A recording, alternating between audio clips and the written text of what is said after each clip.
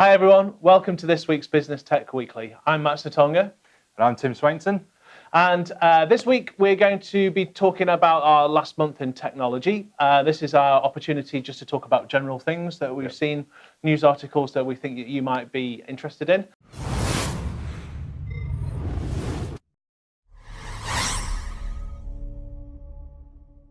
To start with, I want to talk about Facebook. All right, yeah. What, the hack? Social media for old people, basically. Oh, right, okay. Yeah. Facebook are launching hardware. Right. So what they're doing is they're launching two devices which are kind of video call type machines for the home. Right. Okay. Basically, it's a screen with a camera built in, so that you can use Facebook Messenger to start making video calls between devices, etc. What, you mean like my iPhone? Well, this is the problem. So what actually are Facebook trying to do? Because most people who use Facebook are using Facebook on a device that's got a camera and a screen built in. So they are, what are Facebook trying to mimic? What are they trying to do? What do you think? I've got my iPhone and my iPad. Yeah, it's an interesting idea to use something that would be dedicated just to that. It's a little bit... Why would you buy one? Well, I'm going to have to, because it's a gadget, isn't it? Of course.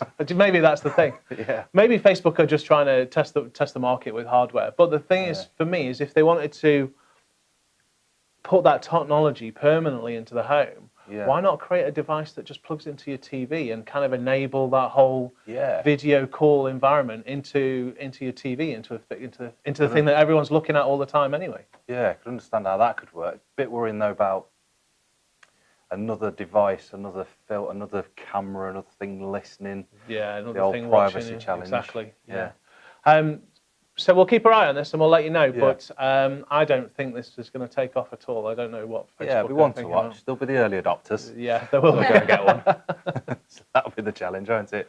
I saw something that was interesting this week that I've had my eye on this one for a while, and it's microchips that can be built into the body. I love the idea of this. Do you? I really do. I don't. It's been around for a while. I mean, for me, I use tags to get into things all the time. That's to get in the office, that's to get to the gym, and I've got my phone that connects into things.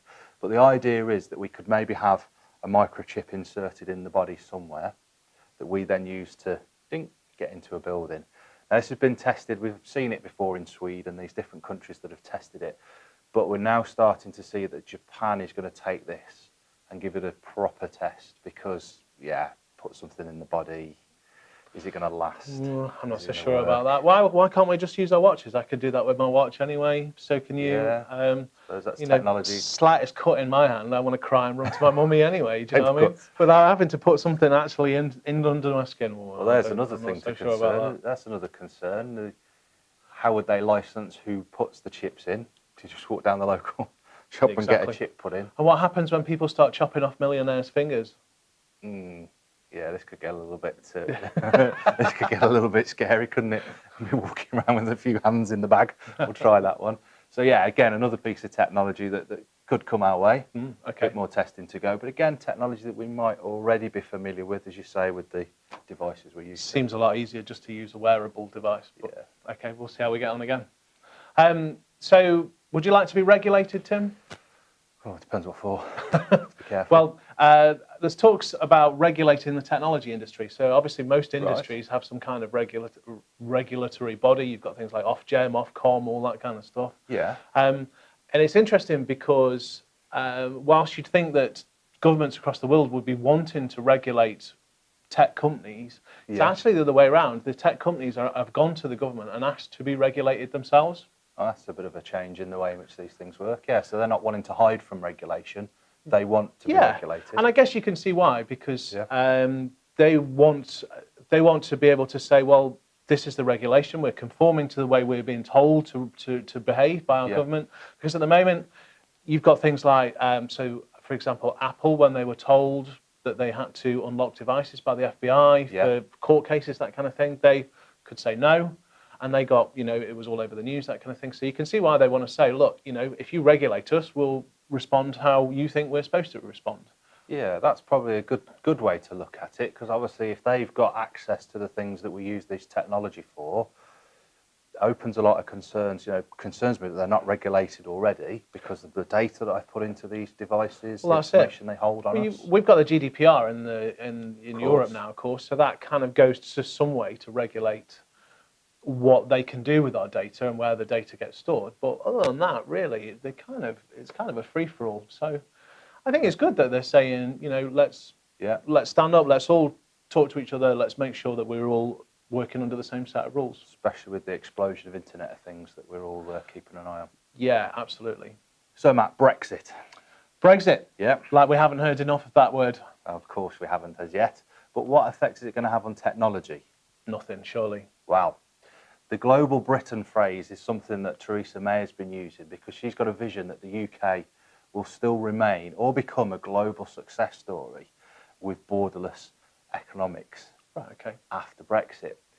But recent research across global companies, global entrepreneurs, easy for me to say, and investors has actually hinted that Brexit's going to have a damaging effect on the UK and the technology that we have access to.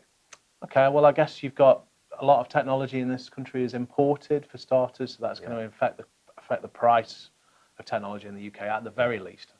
Yeah, so we've got to be taking a close consideration as to what that can do to us. Obviously, lots of obstacles that we need to look at. Where is that technology coming from, and how can we make better use of it as businesses and the customers that we work with? You'd like to hope that it would encourage Britain to become more kind of standalone in terms of the technology that we're creating, rather than having to import all our technology and rely on Silicon Valley and those kind of places. Yes, it would be. So we'll have to keep an eye on how that's going to affect us as a business and the customers that we deal with, and we'll continue to keep you up to date with what we see with going on with that. Okay, thanks for watching. That's been This Month in Tech. As always, please like, share. We love to see your comments, and we both look forward to seeing you on our next video. See you soon. Thanks now. Bye.